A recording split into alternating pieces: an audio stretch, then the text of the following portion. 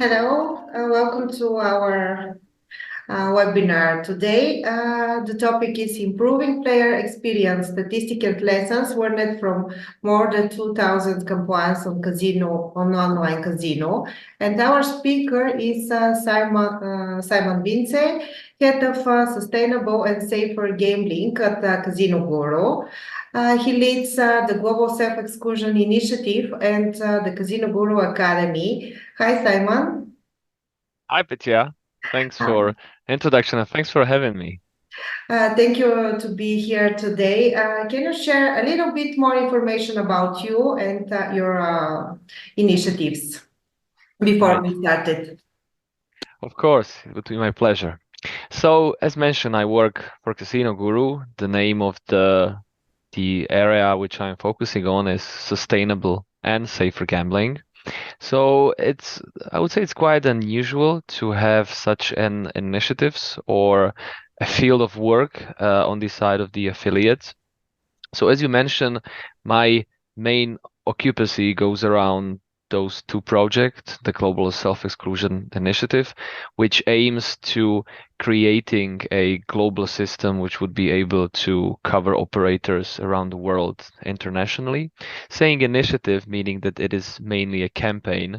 So we are trying to find ways and define how such a system could work because it is heavily complex. And the second project is Casino Guru Academy, as you mentioned, which is more pragmatic one, I would say. So we are running an educational platform which offers free learning courses mainly aimed for employees in online casinos. We started with courses on customer support, then we continued with course on bonuses. Now we have safer gambling, we have player verification, and what else is there? We have the complaints handling course, of course, and most recently we have released a course focused on affiliate management in online gambling, so affiliate marketing, how this works in online gambling. So the idea or the purpose of the academy is to gather information, valuable knowledge which comes from our experience, but also from the experience of our partners in these courses, and create a baseline education in various areas in order to share best practice and to make gambling a little bit better. So today I would like to tell you more about what we do in Casino Guru around complaints. I have prepared a statistics from last year. Those are going to be divided into different categories in which I'm going to be explaining why are players complaining, what is the nature of it, and then ideally how to avoid these complaints at all, or how to use such complaints in your advantage if you are a gambling operator. I'm going to be bringing some real cases from our complaints, just very briefly, to fit within the time, and then we will conclude with what you can get, from such an information. So let me share my screen, and I'm gonna tell you a bit more about Casino Guru as well, because it might be a bit unclear what is it that Casino Guru does. So by revenue generation, we are an affiliate company. So we make money on our visitors coming to our website and then creating accounts depositing at online casinos. We operate globally. Our website is accessible almost from anywhere, but the offer and the things that you can see from specific countries is changing based on the current regulation and also based on the current offer of the casinos. So this is the main product or the main aim of Casino Guru is the database of online casinos. Currently, it has more than 6,500 operators in it. So how it works for us, we want to create a complete database of online casinos. So we actively look for them. We received requests to be added on our database. And then we are collecting a lot of information about casinos, right? For that to be a database. So we use some pragmatic information, as it is what are the countries that these casinos accept players from, what is the offer for games, what are the payment providers, and so on and so on. But more importantly, we gather information which help us to evaluate the casino. The evaluation form which we use is called safety index, and it basically describes how fairly is casino going to treat their players, and what is the likelihood that they are going to be paying out winnings of these players. This help us to create a reliable source of information around online casinos, and also to keep casinos to be responsible for what they are doing.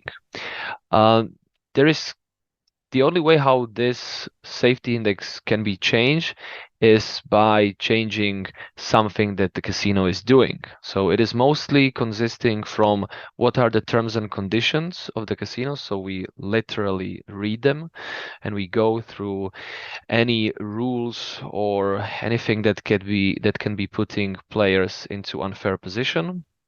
We are looking into their capabilities of paying out winnings. If there are no public information about their revenue, we have our own formula in which we calculate it. And then we look on the reputation of the casinos on other websites, looking into complaints, looking into blacklists, looking into any relevant experiences. And when it comes to complaints, naturally, like I was saying, we run the complaint resolution center of our own, which is then influencing the safety index as well. Considering the database, we have database of casino games. So those are the free casino games that you can play on our website. And also there is a database of bonuses. Other things that we deal with is running currently the biggest online casino community on the internet, which is in the category of forum posts, which basically creates the area where people can discuss things related to online gambling. It is also part of the complaints that they are dealing with, but it basically creates a space in which players can talk with each other. The part of the forum or part of the community side are user reviews, which currently we have more than 18,000. So on every casino you can find in our database, you can leave a review which should be describing your experience with casino. And then lastly are the complaints which I was talking about, and currently we processed more than 36,000 of them. In this whole structure of what Casino Guru does, what is not mentioned there is the work that I do, which is connected with sustainable and safer gambling, including the two projects that I have mentioned. And on the top of it, we are also running our own news section, which is basically a media outlet.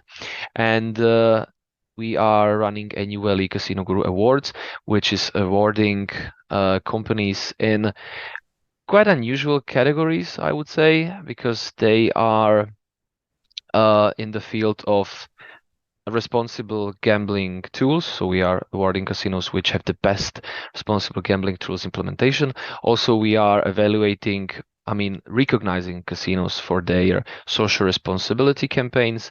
And then we have categories which are more connected with what we do with casino evaluation. So it is, for example, the most transparent terms and conditions, or the best handling of customer complaints.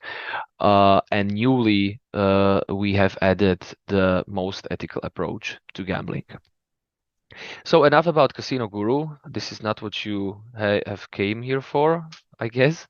So going back to complaints, why do players complain? As you saw already, there is a big amount of complaints which we have already processed, and that is just a part of all the complaints which are appearing on other websites on online casinos.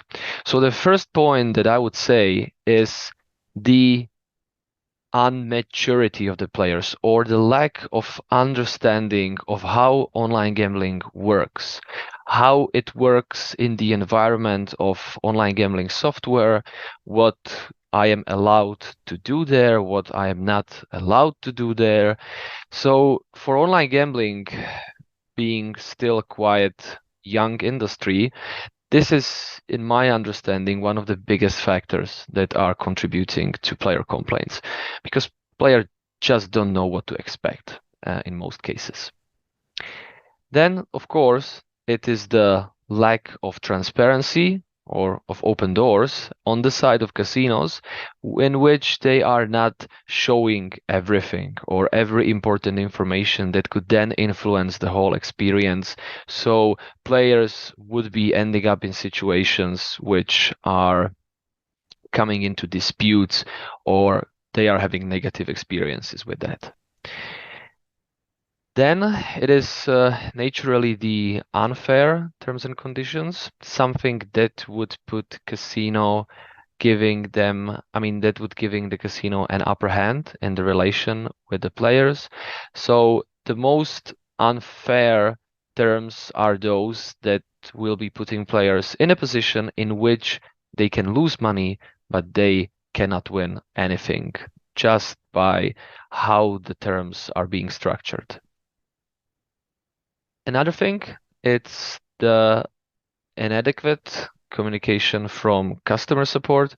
So when players feel like they do not have the right place where they can discuss their issues, it's one of the common reasons why they complain. Also, misunderstandings. This is highly in connection with the lack of, there is a word literacy with online gambling, which I think is quite precise.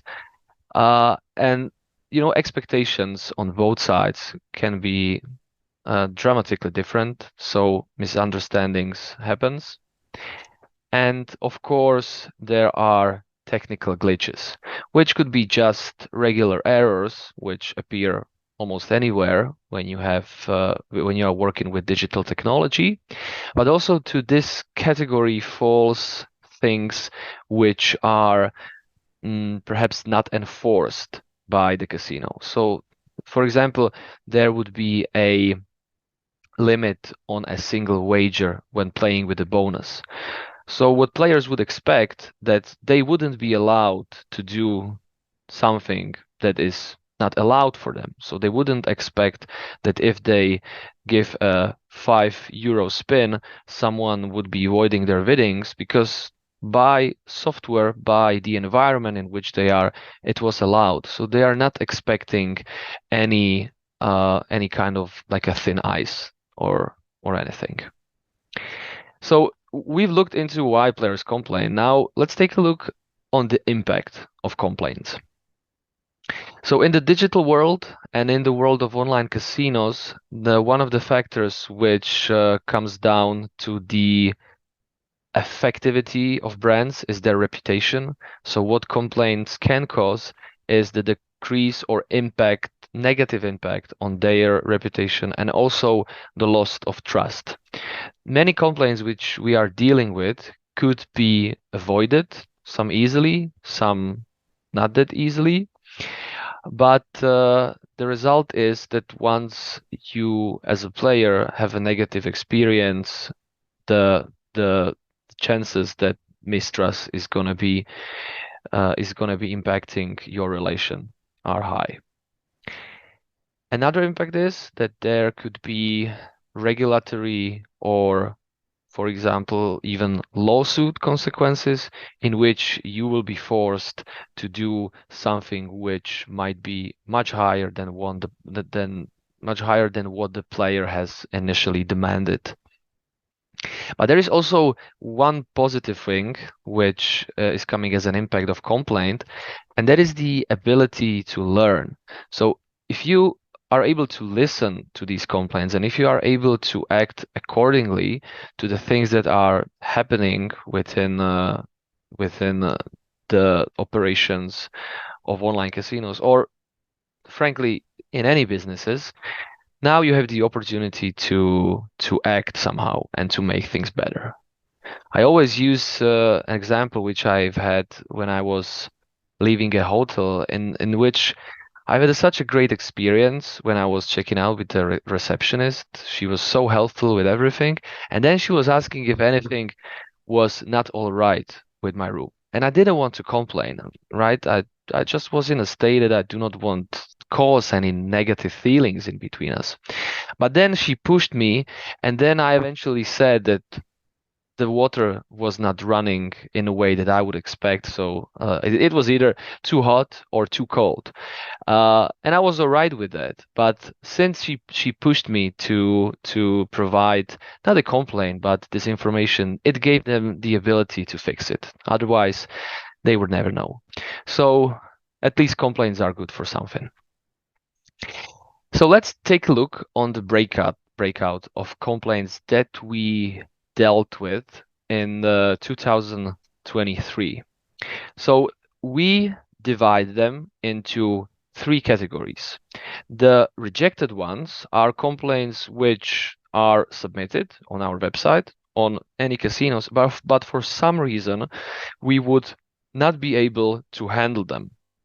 Those reasons could be, for example, the complaint is about a sports betting, which we are not dealing with. It's the only online casinos vertical which we are able to deal with because we do not have expertise in sports betting and any other betting. Also, we would reject complaints if they are not adequate, meaning that in the first line of communication, we see that it is perhaps a misunderstanding from the player, and it could be resolved by its own or by the player himself just to do the stuff which the player didn't see before. So we would give them advice, but then we reject the complaint. We do not include casino in it. But the most common reason why we reject complaint is when the player stops responding. And this is something that happens a lot.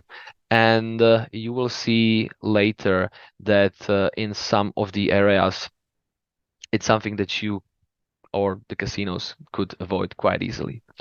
So resolved complaints, right, are the ones in which the player was right, or basically the fairness or the truth, the moral solution was on the side of the player, and the casino eventually agreed to this resolution, so there was a settlement and both parties were satisfied with the settlement.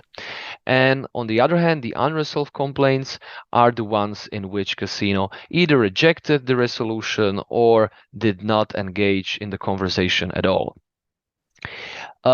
Saying that, perhaps I could tell you how the resolution process look like. So everything is going on our website. Everything is public, so you can, or anyone can see what was the traction of the complaint. So the first submission from the player, and then what are the replies either from our representatives or from the representatives of casino.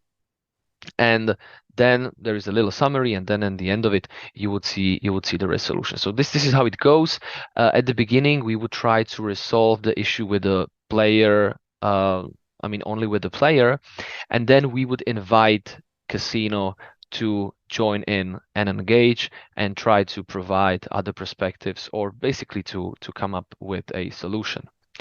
Perhaps it would be also good to mention that there is no legal or no official agreement between us and any casinos regarding the following the resolution of our complaints.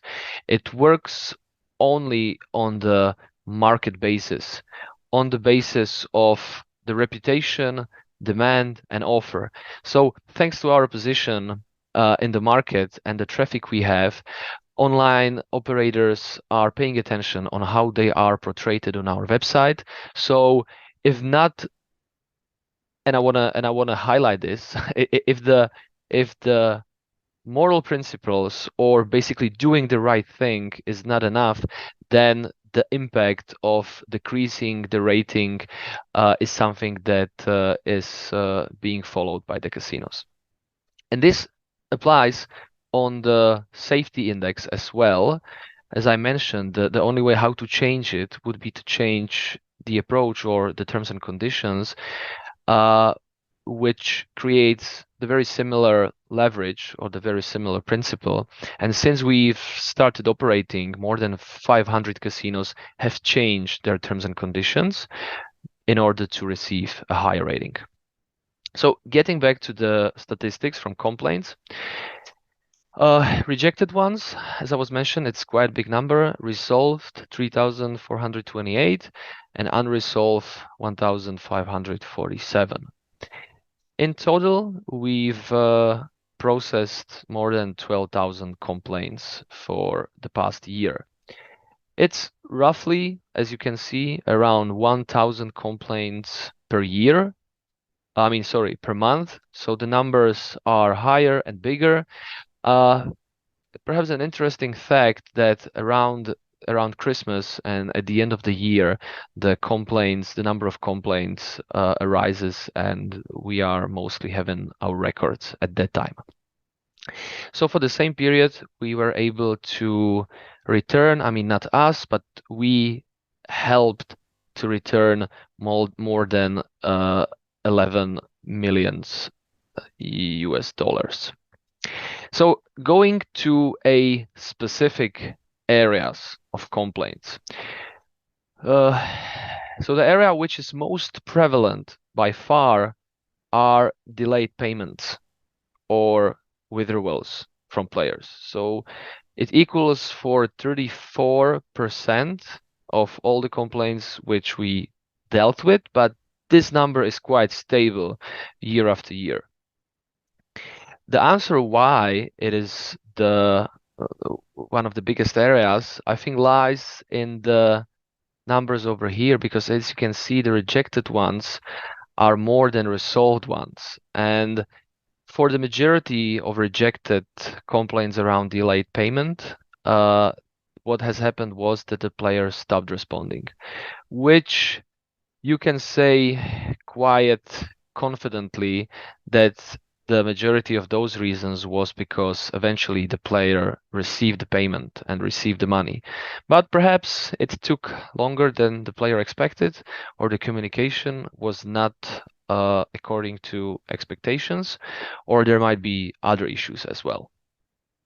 Also, I consider a considerable number of cases that we were able to resolve, or we were able to help to resolve, because these issues are often not that complicated. So now, what are the reasons, or what the online casinos could do in order to avoid such complaints and to decrease this number a little bit? Are realistic processing times. So what happens quite often is that casinos are showing the minimum period in which they are able to process the payment, which could be, I don't know, 3 to 5 days or 2 to 3 days. But then comes other processes in which the money are in literally arriving at the players' accounts, which could take more days. And also it can happen that there are some requirements before the payment is able to process, which is adding extra layers of days of time for which the player have to wait. And again, it is about managing expectations. So if the players are convinced that they are going to receive their winnings in 2 to 3 days, when unexpected things appear and this will prolong, they are naturally unhappy. And as it is with online gambling, which is being perceived as something which might be shady or might be connected with risk of not being paid out, people tend to complain before they would be patient. So realistic processing times is one of the things that can help. Then avoiding intended delays. This is something that applies for casinos or for operations which might consider that if they will not provide the payment for the players in the due time or fast enough, the players are gonna eventually lose the money, and which would result in not paying them at all. So avoiding this intended delays can really help to decrease the amount of complaints, but on the other hand, it will also increase the overall experience from the player. And if the player experience is right, I think it's quite high probability that the player is gonna come back and is gonna spend more. And also fast and helpful communication. This point is to some extent connected with any area which is going to be discussed today, but it is appearing here because if the players are not receiving proper information and communication, they might start to panic and do things which they wouldn't be doing otherwise. Going forward, account verification. When you compare it with the previous one, it's only 12%. Again, the number of rejected ones is quite high. It's the similar case since the account verification can take longer than it was expected. Player would stop responding after eventually their account is verified. Let's take a look at what could be done in order to avoid it. That would be the better design and definition. So more than often, it happens that players are not completely aware of what specifically they need to provide in order to be verified, what should be the format of the documents that they need to provide, and also what should be the time or when exactly is this going to take place. Which leads me to a second point, which is pointing out a frictionless process. Majority of casinos, if not prescribed by regulation, are trying to push the friction of account verification beyond the point of depositing, because as a matter of fact, this process can dissuade players from depositing money and playing.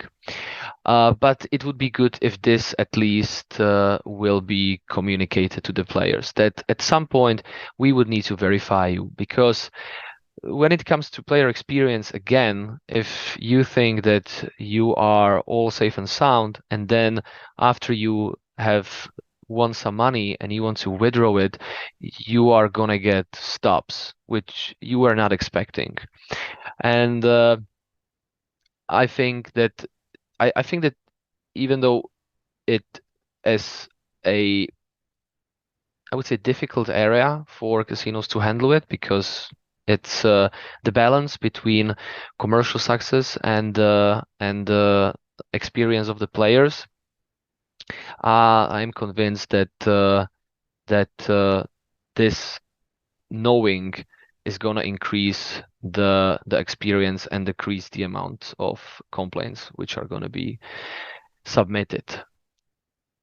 Then going further, this is one of the things which appears a lot, and that is the misunderstanding between the customer or account verification and email verification, right? Because in most of the accounts you create, not only for online gambling, what the company is going to require is to verify your email. So once this is done, people are convinced that they are verified, so they would react negatively for any other verification, saying, "I was already verified. What do you want from me?" Oh, this is just a little example. And there is also another example from the complaint. This is the case summary, which we have on every complaint on our website. And this one is about a player from Brazil who was experiencing difficulties. All right, managed to prove that IDs. Yeah, I remember this one. And the issue was that the casino was accepting players from Brazil, but their understanding of how ID cards in Brazil should look like was not efficient. So eventually they wanted to, I'm not sure if they were, I guess they were avoiding the winnings. And then in the process, we were able to convince them that the ID is right and the player was really Brazilian. So it shows the need of knowing the markets that you are working with because it could lead to issues.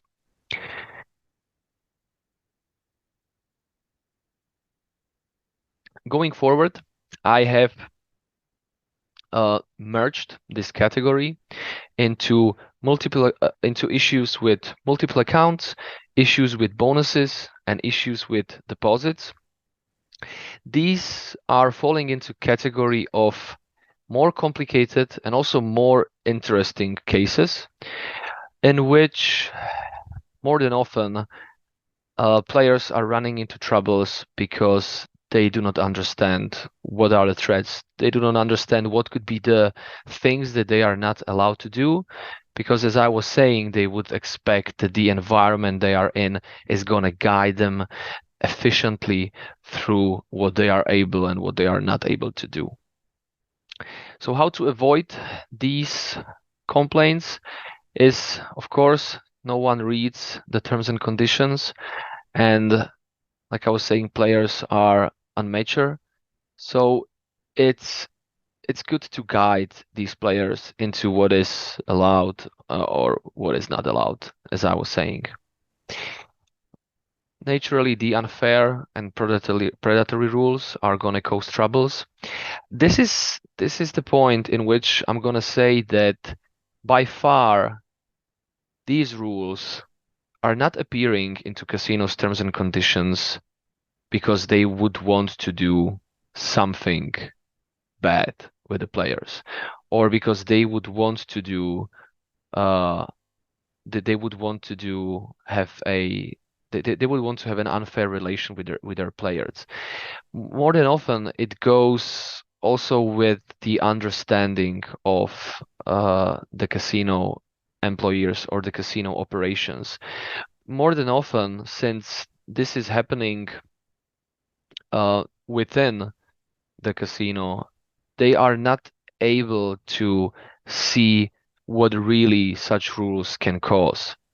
So the perspective from the outside could be revealing those specific journeys and those specific implications that such terms or conditions would have.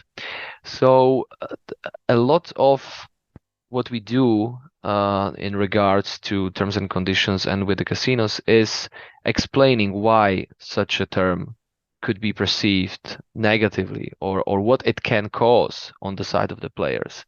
And sometimes these discussions are difficult. It also the root of them or the root of these perspectives are coming from perhaps cultural differences or with the ways how the people were used to do things. But if you want to do an international business, I think it's fair to be perceiving things from the perspective of what it can cause eventually and who is giving or who is given advantage and who is given a disadvantage. Which leads me, of course, to the last point, which is the investigation of such cases and employee education. Because what seems as a regular regular violating of rules could be something much different if you are gonna investigate it deeply, and if you would understand what was really behind. For example, the cases with multiple accounts. It's understandable that any multiple accounts are being restricted and casinos are trying to protect themselves. But it can easily happen that two people who live together want to play together, and each of them has their own device, and each of them is playing their own game, and they are having fun playing together. But how it may appear and on the side of the casino from inside is that they see the same IP address, they see similar times, they might even see the similar patterns. Perhaps this couple or these two people are exchanging their experiences, and what it can result that they would be restricting them, saying that it is something that is not allowed, which in the end of the day might be something which is aligned with the terms and conditions of the casino, um, but eventually what it will cause is that this couple who is having a great experience gambling is going to move somewhere else and is going to be spending their money in a way as they were before, having fun with someone else, because in this casino it was perceived as something that is hurting the casino, and eventually it is not. I have a couple of examples. Oh yes, also mistake-proof design. This falls to the category which I was explaining before on the enforced rules, in which you cannot make a mistake. For example, with maximum wagering requirement, or when at the end of the bonus play you are requesting a withdrawal from what you have played, but as the software would not calculate the limit of the winnings. So bonuses come with limits on their winnings, and players might be convinced that they have that amount of money, which is coming from not just only with the bonus play, but also with play with their deposited funds. But eventually what's going to happen is that this amount is going to be decreased by the maximum winning from the bonus, which again create an environment in which player has no idea that is doing something that is not allowed, and the software is not enforcing them. And then it is a very difficult situation to resolve, because the player shouldn't do it, but the player shouldn't be allowed to do it, and most probably the player didn't know about it. So how are we going to solve it? Because it's very difficult to calculate what amount should be legitimately be accounted to a player. So mistake-proof design is something which is very, very helpful, and not many casinos are able to have this, but the ones who are able to implement it has decreased their amount of complaints in this area dramatically. So let's take a look at this case. Multiple accounts provided us with evidence. More than one account, special circumstances are clarified. This data, it turned out that the issue was a long time ago. The player did not gain any further advantage by playing in this way. The casino was able to filling. So this is similar to the case with the couple, in which I don't know what exactly was there, but perhaps it was an old account which this player created some time ago and forget about it, then created another account and was playing with that one, and was not getting any advantage, was not getting any no deposit bonuses or anything like that. So eventually the casino has come to a resolution that the player didn't have any advantage, so the fund was returned back. But again, even though they found mutual understanding, there is this at least a little damage to the reputation of casinos, right? So it's best to avoid this, but it's not the case every time that you are able to spot it and that you are able to avoid it completely. Then another one, those times are relevant, yes, I think, because I was just copying it from our website. Player account was, including winnings, was blocked to accusation of having multiple accounts. It's unresolved because the decision of the casino was against our fair gambling codex. I think that in this case, the player was able to prove that the player was not having these accounts, that they are not connected with the player, and that the player did not receive any advantage, but the casino was not willing to follow that, and then it was marked as a result. Providing ID from restricted country, verification since the player has been living in Malta for 11 years, all documents to prove that the casino eventually accepted the documents. Issue was successfully resolved. Again, something that is revealed only after a detailed investigation, in which really you have a player which is living somewhere else, and somewhere else than the player was born, and at the beginning it might seem like a clear violation, but it is not the case. Moving forward, on the fourth place we have account blocking, in which it's good to avoid confusion and panic on the side of the player, because this happens quite often after big wins, which would trigger the verification process, or the requirement for checking on the side of the casino. So in such a occasion, if player found their account has been blocked, it could be very frustrating, and it's one of the strongest appeals to submit a complaint somewhere. Yes, as I was saying, blocking after big wins. So one of the ways how to mitigate this issue is to have a active communication, and more importantly, explaining why the account has been blocked and what is going on and how long it would eventually take. Then another area is responsible gambling and self-exclusion, which is quite an interesting one, especially for myself, since this is my area of expertise.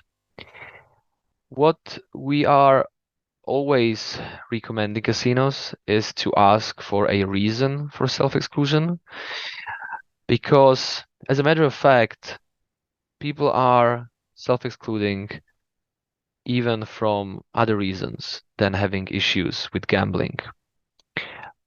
This has been proved by several research papers. It could be just the reason that the player does not like how the casino look like, and this is the easiest way how to never hear from the casino again, because it will block marketing communication. On the other hand, the self-exclusion is also being used as a reason to receive something extra, to receive either a bonus or free spins. So players coming to casinos saying, I'm going to self-exclude because you are not good. But I'm not going to do it if you will give me some free spins or some bonuses. And since this is happening, the casinos worldwide have learned that not every self-excluded person is necessarily a person who is having issues with addiction, or with not be able to control their gambling. So they might be having a second thought about this. So if I would be very strict to this player and self-exclude this player very quickly and will not allow this player to gamble with me anymore, there might be a chance that the player is going to be spending their money reasonably with someone else, because I'm not going to allow this person to gamble. And this is something that is quite heavily disrupting the whole concept of self-exclusion. So as the practice for casinos which are not required by regulation to have a specific approach to responsible gambling, is that they might be more willingful to reopen the account if there is not stated a reason for the self-exclusion, and the reason being the problem with gambling. So we always advise casinos to do it. And if the reason is that there are issues with addiction, they shouldn't be able or they shouldn't reopen the accounts at all.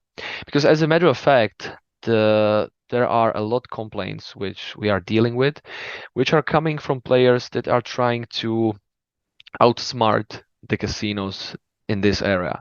So they would require self-exclusion, stating they are having issues with problem gambling, and then they would do everything they can to get back there to have their account reopen. And if they lose, they are going to be complaining. If they win, everything is all right. They will just grab the winning and it's fine. But if they lose, they would submit a complaint on Casino Guru saying that they shouldn't have been allowed to play. And in most cases, our resolution would be that we are on the side of the player. Because if it was clearly stated that player has these issues, then the casinos should be very careful in the process of reopening the account.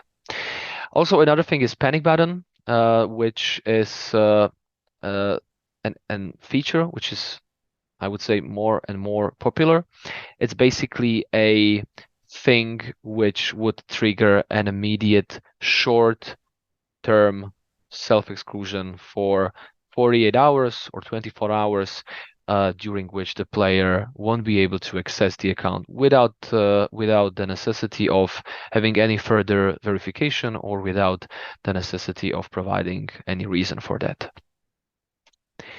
Avoiding troublemakers, that's what I was talking about just before, and also the effective implementation. This falls down to the panic button as well, but as a matter of fact, if your self-exclusion process can be immediate, so at the point of requesting it, the account is going to be blocked, there is a smaller area in which some negative consequences could happen. And this is mostly able when the self-exclusion could be initiated through account setting.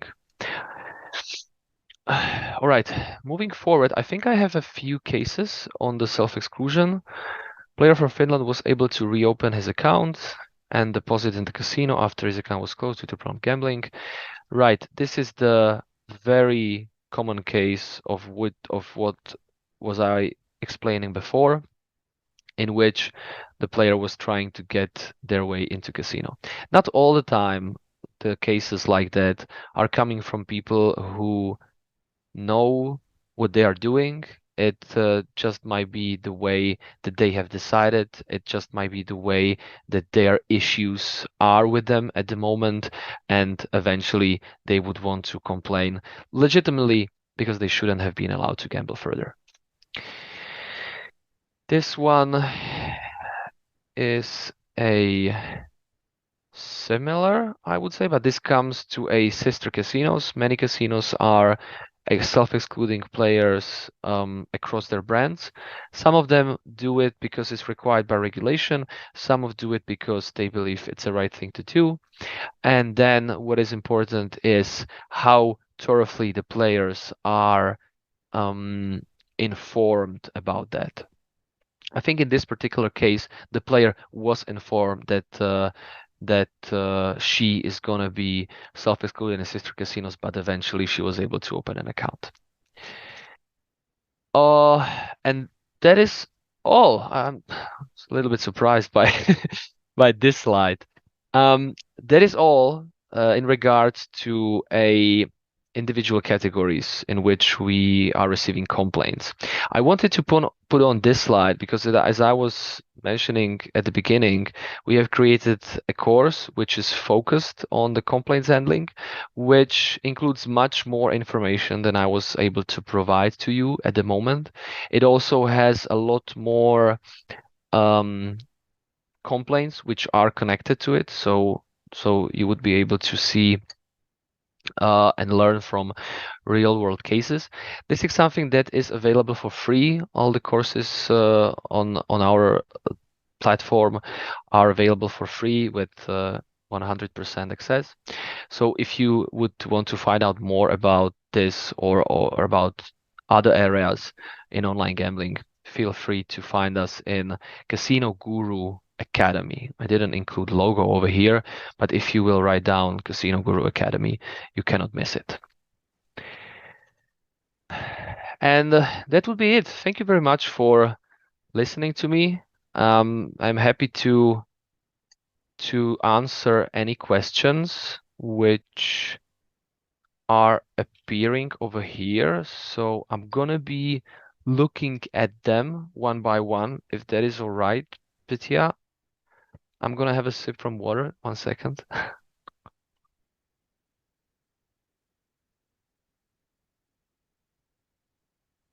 This is a very interesting question regarding advertisement.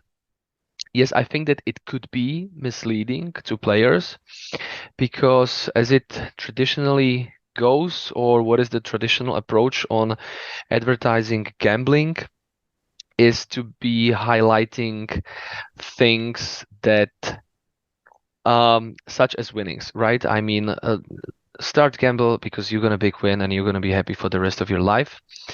What is an issue with that is that it might create a unrealistic expectations from gambling, because with gambling you will always lose for the long run, no matter what kind of a game you are playing. You could be lucky and hit the big win, but if you're gonna repeat that a million times, you're gonna eventually lose. That's an house edge. But there is no fun in losing. So yeah, it's difficult to be advertising gambling realistically, because reality is that what you are receiving for your money is entertainment, hopefully or ideally, is that that having the idea that you have something that you are able to invest and you have the chances to win something. What is exciting about that is the thrill of this possible winning. And I think it's possible to be turning this perspective a little bit and to focus on stuff which are not that much misleading, right? Because without advertising, it would be very difficult to channel the players to the local offer. I think the advertising has its place in online gambling, but it should be perceived with caution, especially about that creation of a unrealistic expectations. And if players complain about that, I wouldn't say so, especially not on our platform. Perhaps there would be some complaints, but I'm not aware of any. Wondering whether there are any emerging trends in player complaints that companies should be aware of. That's actually a very good one as well. There is a one trend which is currently appearing quite often, and it is, I have outlined it with the case with the bonus funds compared with the deposit funds. I don't know why, but for the past 6 months, this has been something which was appearing quite often. And the main issue is that the players are not aware exactly what they have in their deposit after the play with a bonus. So, for example, you would have a wagering requirement in a bonus, and you would have a maximum win from the bonus. So let's say the maximum win from the bonus is 100 euros.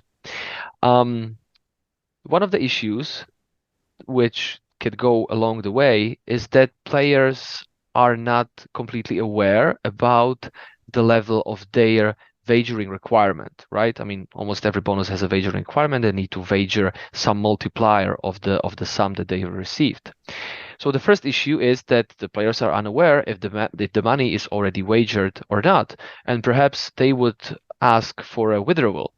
And some casinos might see it as a violation, the violation of their terms, and it might result into voiding their winnings.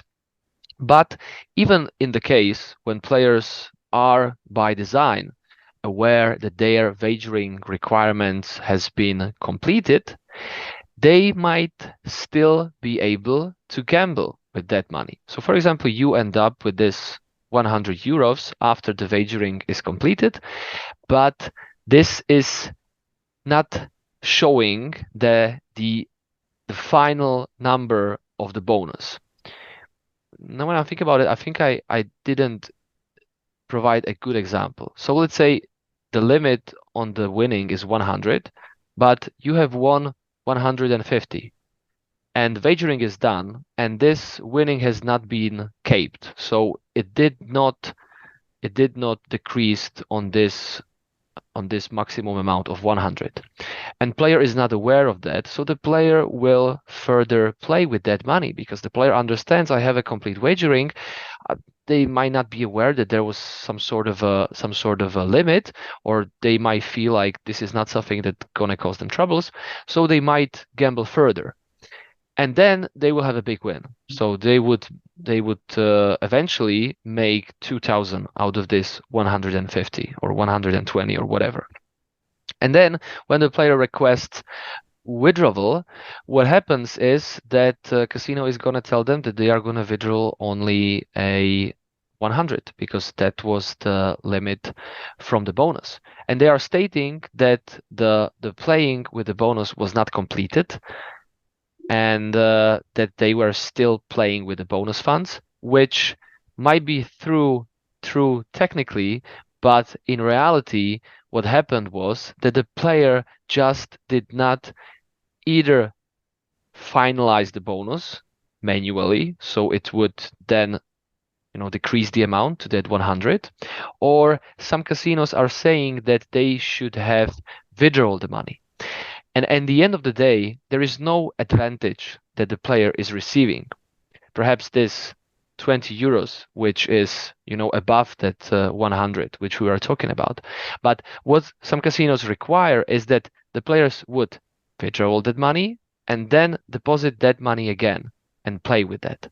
And since this is something that is very difficult to get back to and to figure out what should be the amount that the player is legitimate for, because you are calculating with what if, then it's very difficult to solve these cases. And this is appearing so often from casinos from multiple jurisdictions that it almost seems like an epidemic. I don't know why. I'm not sure that this is the case of any specific platform provider, but this is a technical issue which unfortunately for some casinos takes a lot of effort to change it, because it's something that needs to be done on the side of the platform providers. Have people that have problem gambling ever contacted you for help? Do you proceed with this? Of course, give examples, please. Yeah, of course. So directly, I am being directly contacted by people who are requiring the global self-exclusion. This is mainly because on the website which we have regarding the project, there is a contact form, which was originally intended for industry professionals to get in touch and to engage in this. But as a matter of fact, the people are using this in order to look for options that they practically require to be self-excluded on a global level. And what the reaction is that unfortunately we need to tell them that no such system currently exists, and then we would provide them with resources and with advices of what they can do. So we try to explain them what is the current landscape of self-exclusion, uh, and advise them, if possible, to have self-excluded on a national level if they have in their country the nationwide self-exclusion, and then we would forward them to resources in which they can receive help. One of the resources is a database of problem gambling help organizations, which we have on our website as well. which could be used to provide localized help. That could be more efficient for people than any sort of a international English help provider, which in reality is not existing anymore. So players can find resources on what they can do, but currently no organization is gonna provide them help directly internationally, which is a shame. This was done before um, by the gambling therapy, and it has stopped, and now they are only are able to forward the players on the localized help.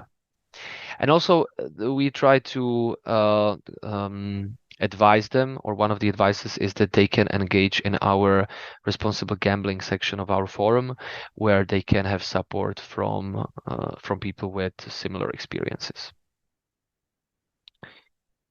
Similar question, I think that was already answered. Emerging trends.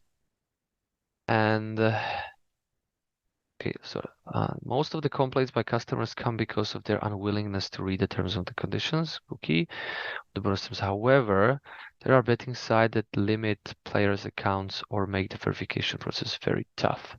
What do you think about it? And I think you're right that it is caused by that, but uh, you know, I don't remember when was the last time when I was reading any terms and conditions, and I wouldn't expect that by not doing so, I would be going into environment which would be dangerous for me. I mean, we are talking about online gambling over here, which by nature, it's something that I would say people are proceeding with more caution with it, but this is just how the reality is, and I think that it's not very sustainable, or rather say it's not very profound to be expecting that players are going to read these terms eventually. Because they made the verification process tough. Yes, there are betting sites that limits players' accounts. I'm not sure what exactly this means. So they are limiting them by number, or they are limiting them by something else. So make the verification process very tough. Yes, the verification process at some sites might be very tough. I know that in some jurisdictions it is causing um let's say difficulties, because there is a fine line between the verification of the player, which is required in order to be sure that the player is not falling into a risk category, uh, mainly talking about children or people who are self-excluded. But also, on the other hand, making the verification process too difficult can highly decrease the chances that the players are going to be getting through the depositing. For example, limited their maximum bet offer or a significant win. This is mostly seen for sports betting, not casino games. Yes, I mean it it it it could be. I know that there were some concerns for the sort of like a negative evaluation of players who are successful with their winnings. So, which is again something that is that is not very moral and fair. And that is when you have someone who is winning a lot, also with sports bets, you would decrease the offer for these people, and perhaps some part of the product, or some part of the odds won't be accessible for these people, or the odds are going to be different, which is a very malicious practice. And I cannot really say if casinos are doing that. It's something that I've was discussing before with some people, but I can imagine that this, uh, could happen somewhere. I hope that I've answered the question. Is there a correlation between adverts and the gamblers' behavior? Adverts, gamblers' behavior.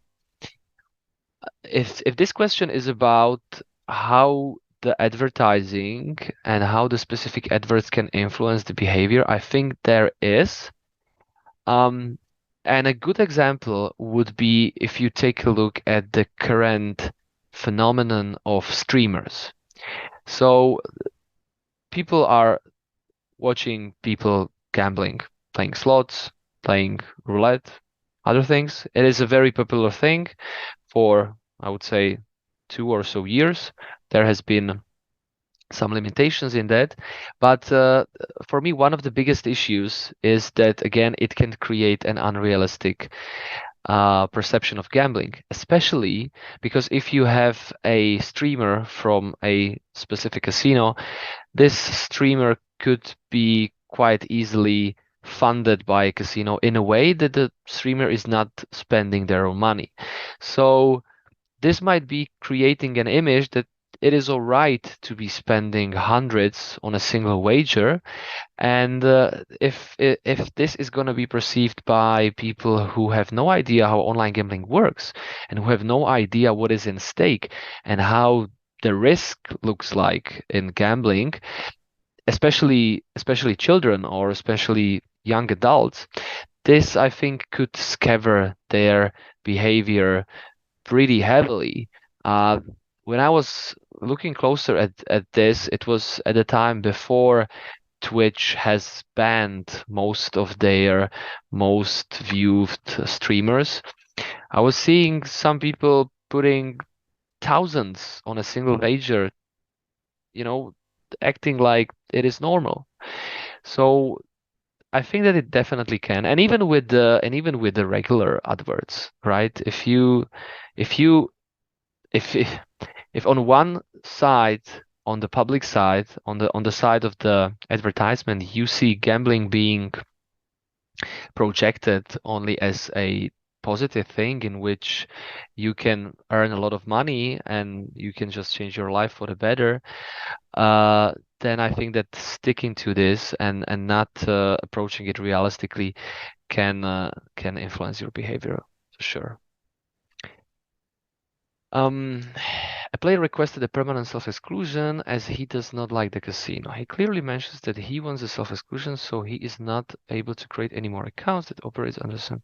But the reason for closure is not gambling problem related. How would you close the account? Would you treat it as a self-exclusion or normal closure? That's a tricky question. So if it would be on me, and I'm gonna speaking from the perspective of how it should be, because if I would be the owner of the casino and I would be there for profit and I would understand how this thing happens, I think it would be very difficult for me to decide on how things should be. But how things should be is that self-exclusion should be used only for the reasons of problem gambling. And it it would be right, and it is right, to approach all these cases by this perspective, because I mean it can create some immediate. I'm trying to be very careful what I'm going to say. It might create some immediate losses, or it might seem like it will create some immediate negative consequences for your casino if you're going to be approaching all the self-exclusion as the players are struggling with addiction. But on the long run, what it's going to cause is that it's going to put the self-exclusion to its right place, because this state on how the self-exclusion has mutated in this by practice, I think it's not a sustainable approach, because players are using it for stuff that they shouldn't be, and casinos are having these second thoughts about it. So I think the best way would be to do everything we can to get to a position in which self-exclusion is being used for the reasons that it was intended. And I know that this might not be answering your question completely, but perhaps it might help that it might be beneficial if you will create something similar to self-exclusion. That will not be called self-exclusion, but it would be more connected with closure of account. So if the person basically does not want to hear from that casino ever, it should be an option for it, except when, and I mean, divided from the self-exclusion option. So let's try to focus on self-exclusion to have it in a way it was intended to be. And I think that things are gonna be more easier for everyone. If that is all, I hope that I was able to provide you with answers of what you are asking, and thank you for these questions. And thank you for listening to me. The number of them shows that I wasn't boring you that much, so I really appreciate it. Petya, your microphone is off. So sorry. Simon, thank you that you share with us your time, your expertise. It was a pleasure for us, and see you. I hope see you soon. Thank you very much for having me. It was a big pleasure. Thank you. Take Bye. care. Bye bye.